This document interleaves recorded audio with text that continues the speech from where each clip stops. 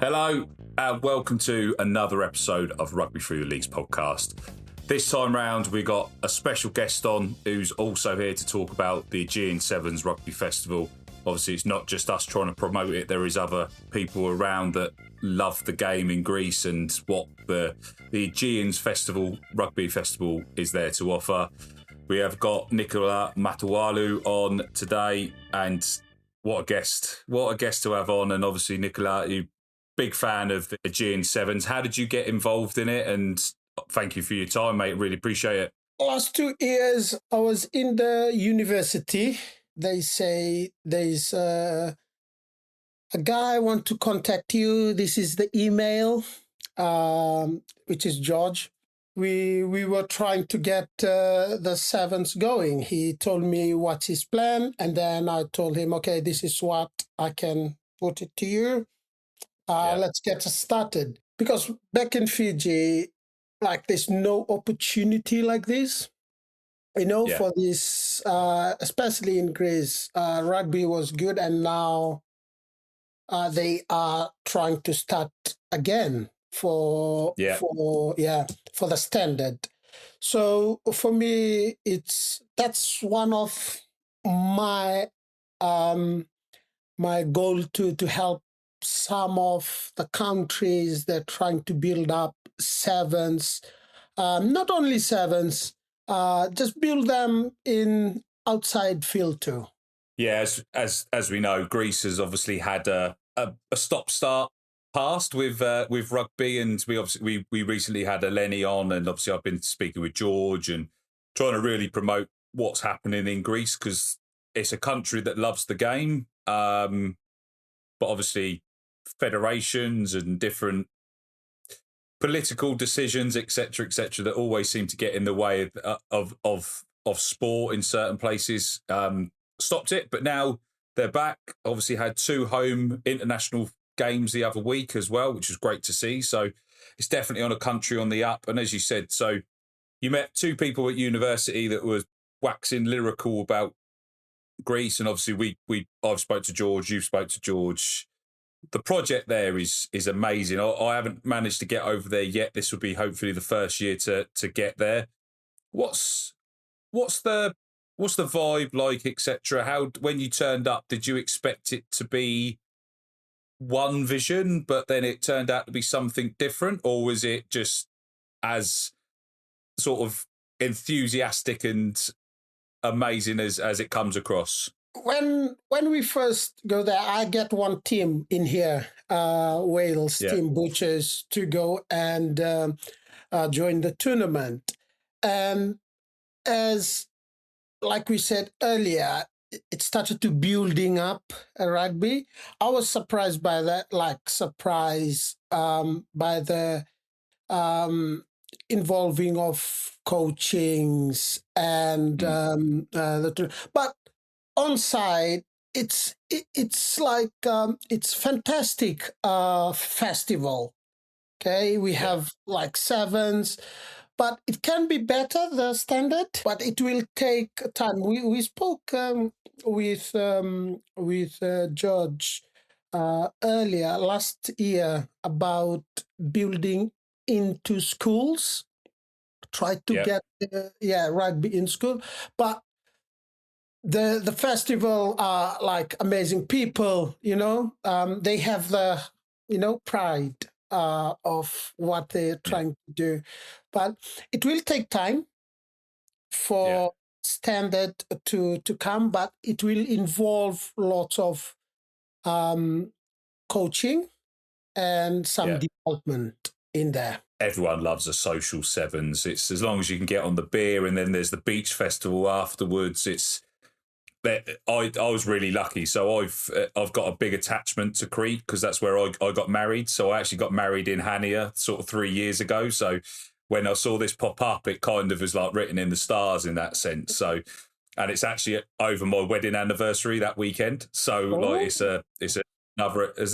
another attachment to what it is. But as you said, the standard's growing, and obviously it's not just about this year that we're trying to promote, it's the years that have come. And it's another one of those that can be a massive attraction on the schedule, and great weather pretty much all year round as well. So it's definitely a good one to throw in the mix at the end of May.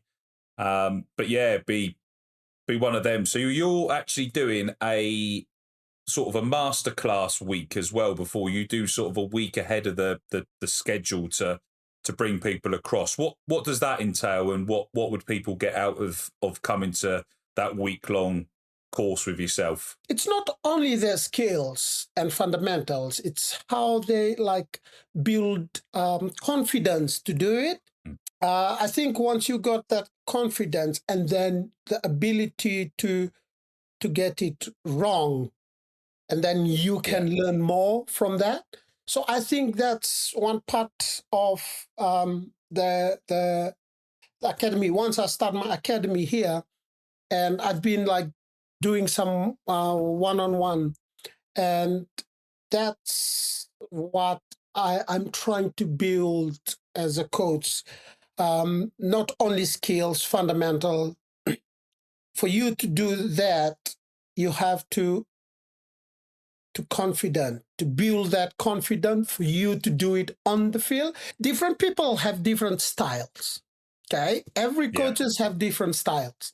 So my style is, I want them to be open, just like this is how I teach young players and coach. I want you to have in the safe environment, and when you're in the safe environment, you have to know them nicely. They have to open up for you, and that's where the learning started. They have to enjoy.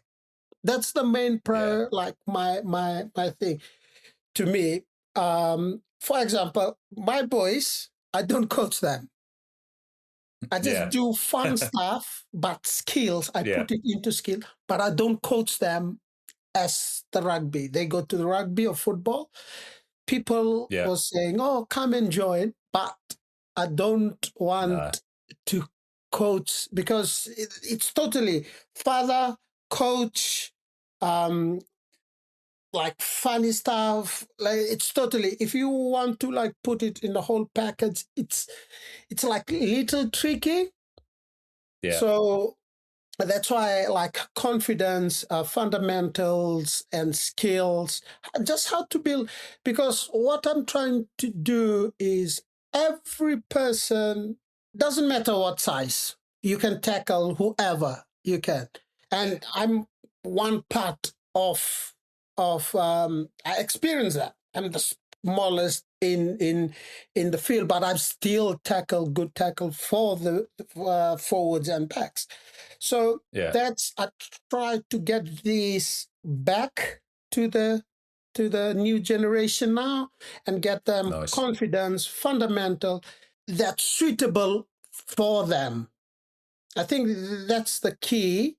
It's because you can't just get something and then throw it to them. You have to understand them and try to tweak some of the things they lack of.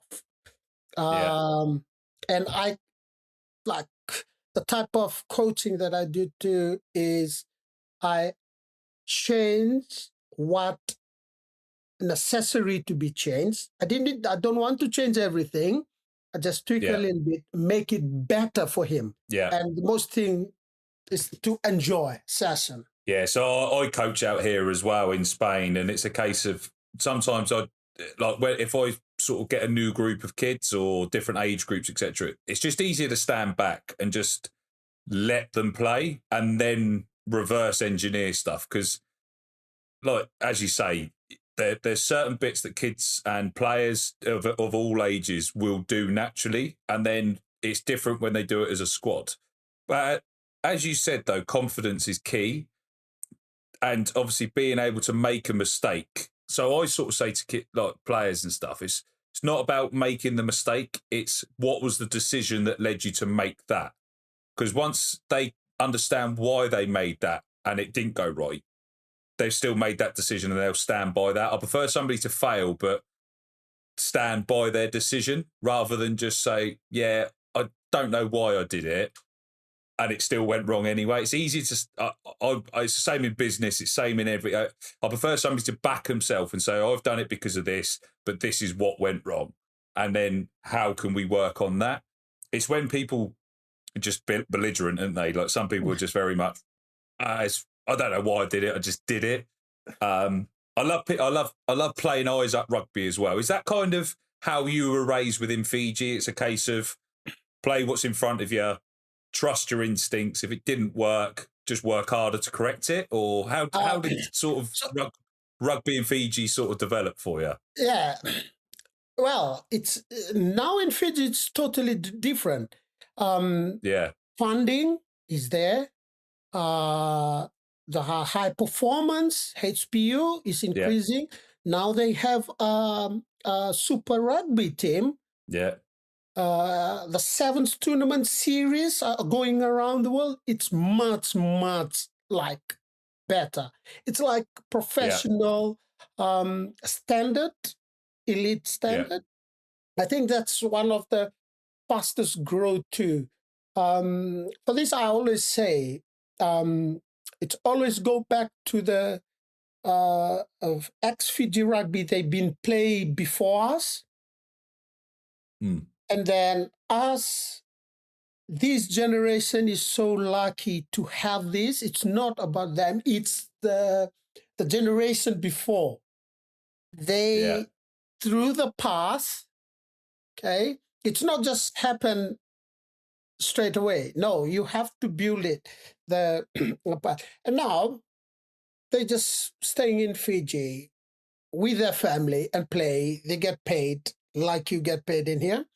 But I'll go back to your question. So, and it's different for me when I started rugby. So in Fiji, because everyone knows everyone in the village, right? Yeah. So you can see me. If you are my dad, you can just see me in the morning. I will go out. Yeah. And my dad will see me in the afternoon. Or one of the mom will come over. Oh, we need his chains. He's already have shower there. And then we will have a night there. And we will just play. Okay? We go to the forest. We get... The food is everywhere. It's like grown, everywhere. So once I study, once I finish my degree, and I look back, all the things that I was doing when I was a kid, I didn't even know I was practicing agility. I was practicing reflection. I was practicing every tiny little things that now in here are taught to do it. Yeah. Rather than just naturally in you.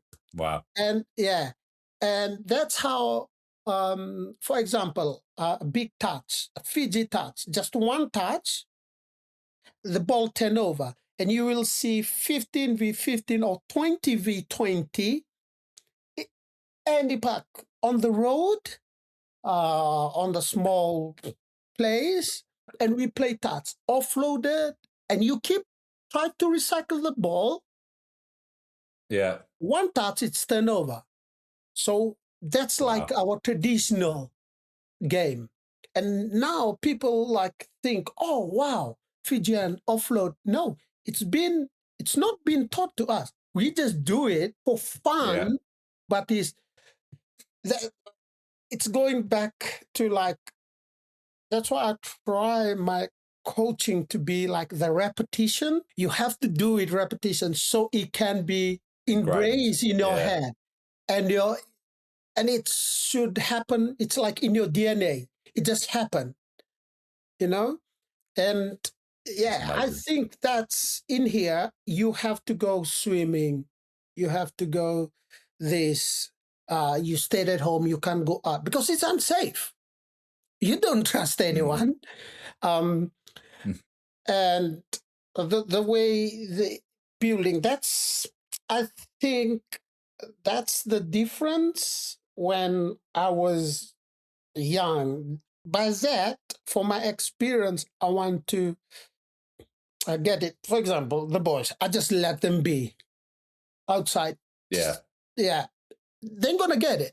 Yeah, it's amazing. As you say, like times have changed as well, though. So you growing up within just, as you said, there's the lack of community now makes it harder. So the communities obviously were massive growing up. And obviously I used to be able to go to the park, play football, play whatever with my mates, etc., come back as soon as the street lights turned on, that was your time to go home, or you had to get back before, otherwise you'd have to go straight to bed. Like, as you said, like growing up and playing with different kids and doing different things and climbing trees and swimming, etc., Those sort of self-awareness bits have changed. But I believe over in Greece, like they've got on Crete, they've got some sort of youth set up, haven't they? Is that part of what they try to do to try and encompass the local youth and they're all part of the festival and part of the sort of the team, and they all grow up together, because that community is crucial and it's something that we really miss in the current world. Yeah,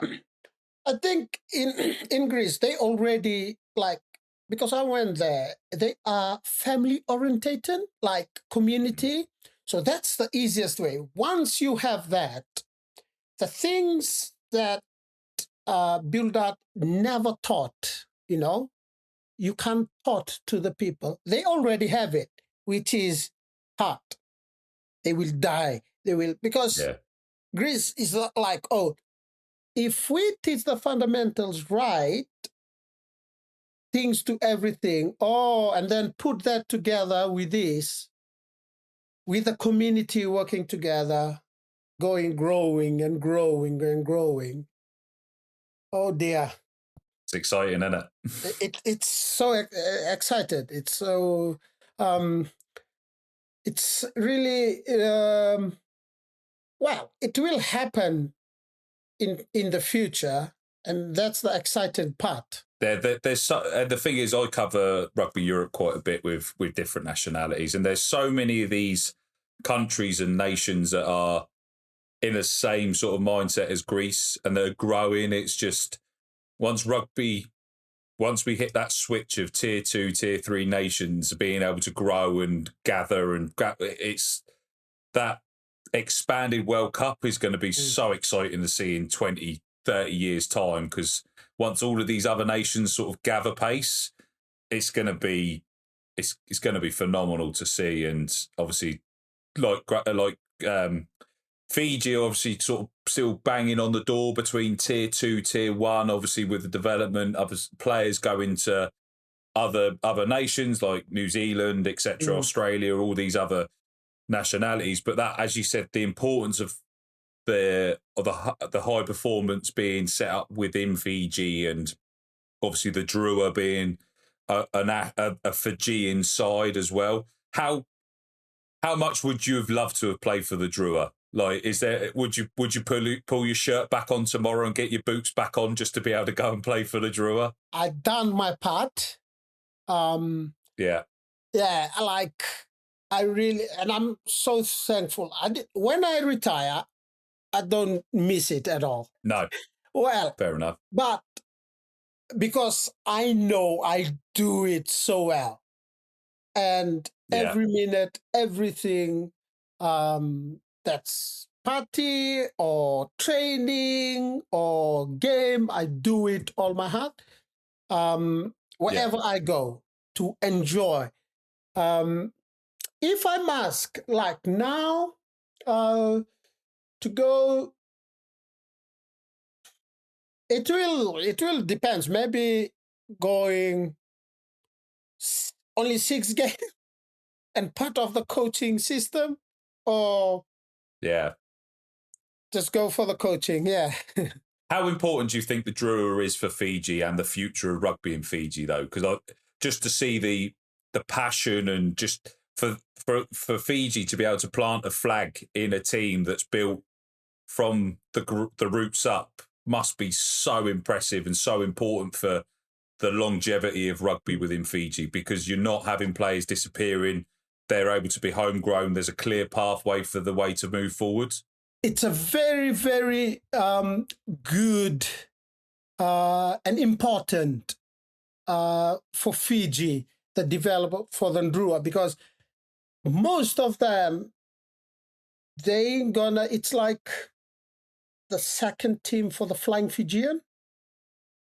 Does that make sense? So it's so important, the coaching role and everything, the develop of the young kids. I think we're already going through about the high performance union from the young age to get it up to through Drua, and now they have like the youth group to get ready for the Drua. So it's so it's so important, and this is just 4 or 5 years developing. And one thing, when I first came up, I just take us back a little bit. And when I first came to Glasgow, 90K for bands, I can't even lift it, right? Yeah. And then after 2 months, I lift 110.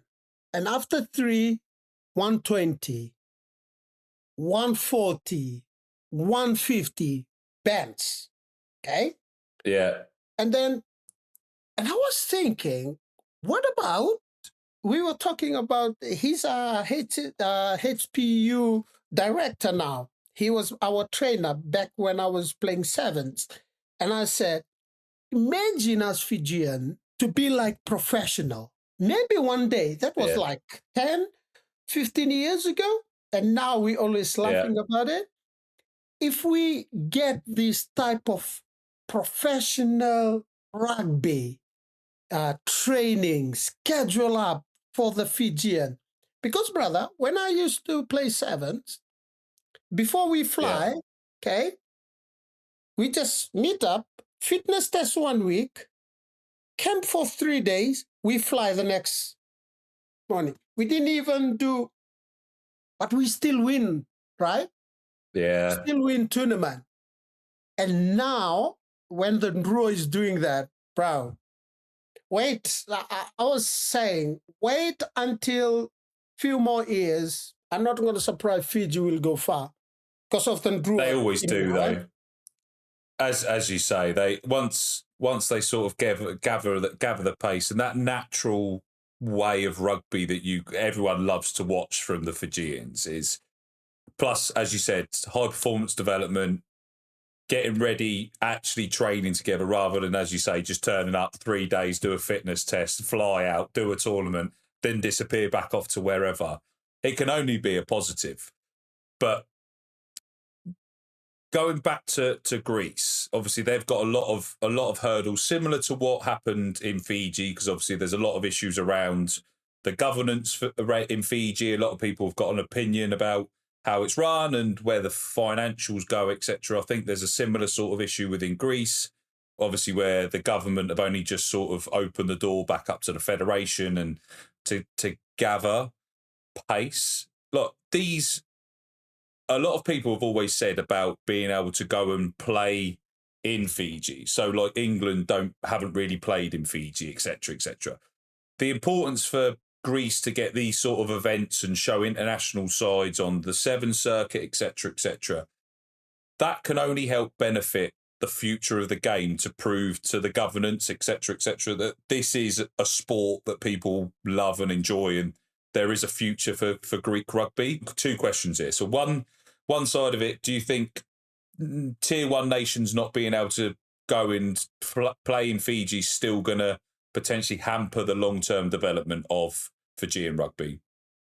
And secondly, Greece, with these sort of tournaments, being able to accelerate international sides going there on a 7 circuit, then that grows with Gabba's pace. Will that help them? Do you think that's the missing link between Fiji taking the next step? Let's take Greece first. I think this tournament, it started already, which good from George and all the committee that they started. That's really good. The only thing is to get is developing that group in Greece to a good quality performance, I got lots of connection with all these sevens. They will definitely go back. First, it's a good place to go. Okay. First, good place. You go play sevens, but they just don't want to go there. They need good prize money, which we're gonna get that one day. Second, good prize money, good structure of the tournament. No Fiji time or Greece time. You know, and that's where once I think it will take time, brother. I think I will say next season it will grow higher with lots of international will go there. Because we already the hard part is to start. Now it's already started, which is good. Yeah. So once it started, because like I always see, and we always talk about with George, once we get started, first one, we'll see, oh, we lack of this improvement. And then we try, like next year, we change a little bit, and then we keep on going. It's the same as the sevens tournament that I started in Bristol. It's called Bristol Fijian Sevens. So, oh, wow. Yeah. So good teams are coming over in first, second years. British Armies, all these bigger teams. Samatas, Butchers. So if that solid. Yeah. So it's in that way. Once you start. So we go to Fiji. Now it's a big step now. And I totally agree with you. This small, it's already started. And now this July, the problem in Fiji can host a game because of the stadium capacity. I think once we sorted that, and then people will like coming on, for example, England or the second thing, because of now tier 2, tier 1. Now I'm so proud because Fiji is in the tournament this July. They're going to play Wales. It's always held around November, right? These boys are so lucky. They play against the tier 1 team November, July on the summer now. So I think it's changing a little bit. England, they're going to play Scotland. So with all these tier 1 nation, I think they're going in the right path. They have to start it first. We're going to go back to what we said. They already started. Now they keep on building. Yeah, it'd be amazing to finally see one of those top tier 1 nations going and playing in Fiji on an international. That's the day that I think that Fiji will effectively become a tier 1 nation. I think at the minute they're sort of a 1.5. They're kind of in that middle ground. Yeah. They're too good for tier 2, but not quite. And I think once that one visit will be unreal. So a quick roundup of your career then. Obviously, you've done the rounds. You obviously made yourself. You come over. You did Glasgow, etc., etc. What was the best club you played at? I know that you're probably going to upset, but you sort of come. You went to Glasgow a couple of times. You've done the rounds. Is that where your heart pretty much is? Yeah, I think because it's my first ever club in overseas, and it's like my second home. To be fair. Scotland, Glasgow, best. I say best because the support from the coaches, Townsend was there, Gregor, and the teammates in there was phenomenal. They look after me, and I arrived in Glasgow only my flip-flops and my Sulu. And I don't know, it was freezing cold, one of the coldest place in UK. But I go through that weather-wise. I think lots of the teammates to grow, build me up as a person from tiny little island to come over. They're like, right, put it me to the places. Yeah. And when I go to Bath, one season there, it was good. Unbelievable training facilities. You have breakfast, you have lunch, and you have dinner too before you go. 3 courses meal, bro. You can't complain that. And they wash your kit for you. You come in the morning, your kit already there. That's another level. Exeter was good. Standard and everything. And then went back to Glasgow, and then went to Montauban, if you hear. Montauban, they're in the top 14 now. It was good, but I just want to try the French style, but by that point too, I was trying to retire because of the 2 boys. I want to take them to school. I want to, pick them up. Yeah. But I would say Glasgow. You've obviously carried on playing sort of amateur rugby as well. Still, are you still playing around? Yeah, I'm doing coaching now.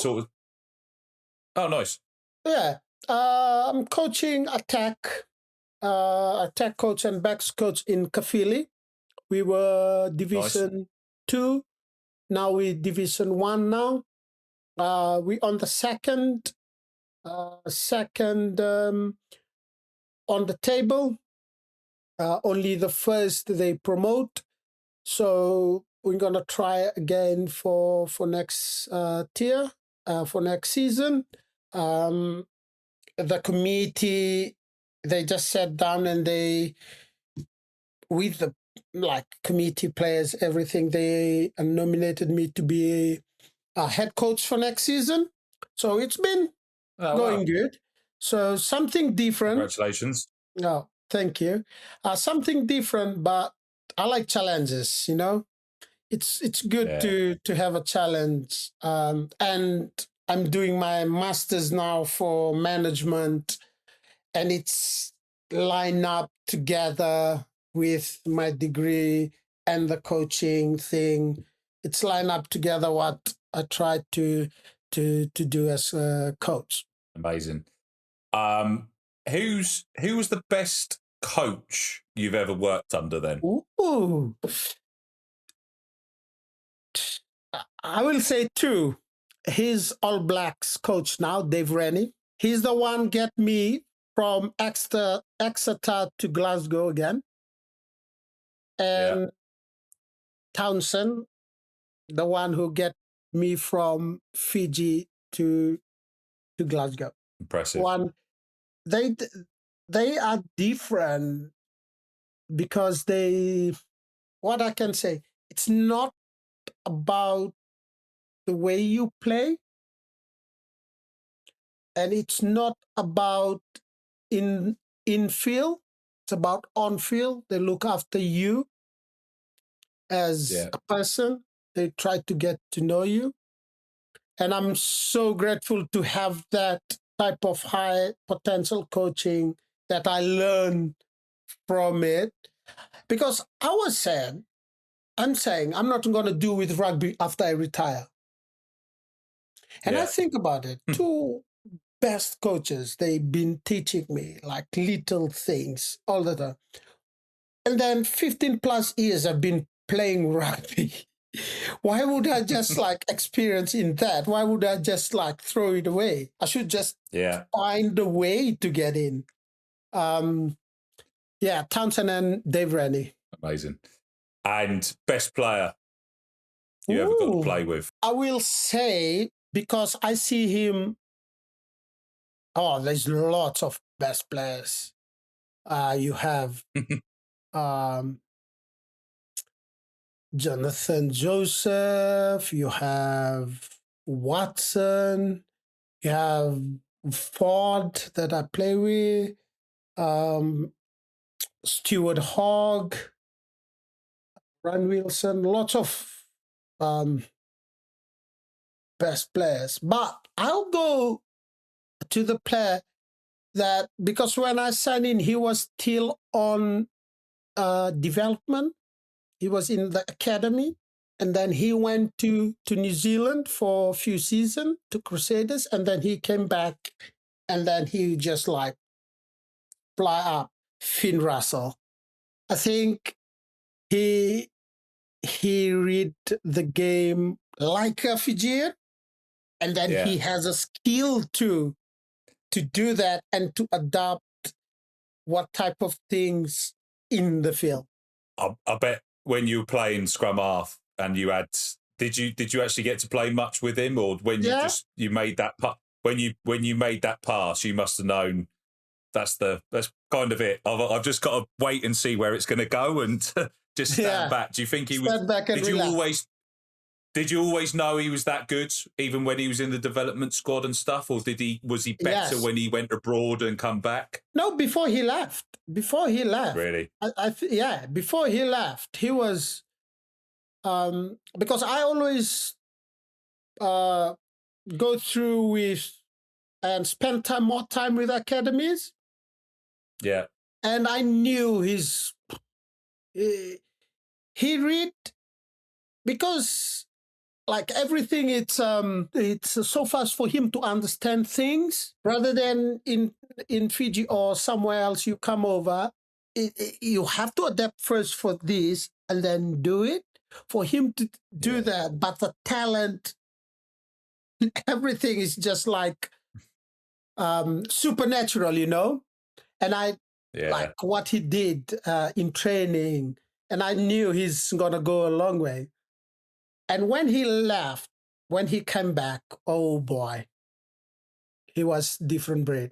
He is a generational talent. I think that's probably the easiest way to put. I previously I had Scott Steele on, who played 9 for Scotland and stuff as well, and he was part of the Six Nations side during the COVID bubble, and he said he played with Finn Russell, and he turned around to me and he said they were sat in the canteen one day, and Finn Russell just sat there watching a laptop with the French defensive line. And Scott went up and asked him, he goes, "What are you actually looking for?" He said, "Watch this." He said, "Every time the 9 cuts in, or something like that, the 9 cuts in, Pernod takes a step up."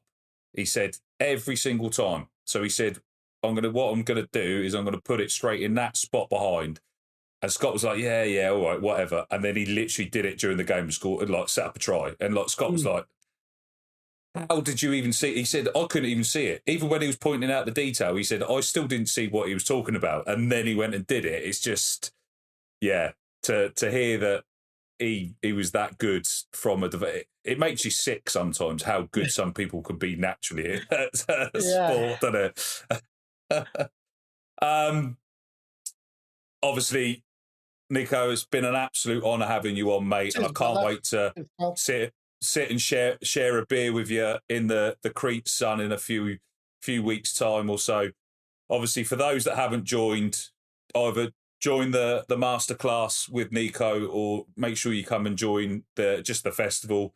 Even if you want to be a ragtag, there's a barbarian set up as well, so that everyone can still be involved. You don't need to just have a team. You can come and just enjoy the sun and enjoy a beer with us and the rest of the Greek ragtag bunch that are going to be there. It looks like a great time, and it's been an absolute honour to have you on. And for everyone that obviously wants to see more of this or join us at the Greek Festival, make sure you get on the links in either of our Instagrams. Obviously, tag you in everything as well. And just thanks for joining Rugby TTL. And Nico, I really appreciate your time, mate. Cheers, brother. Thank you. Cheers, everyone.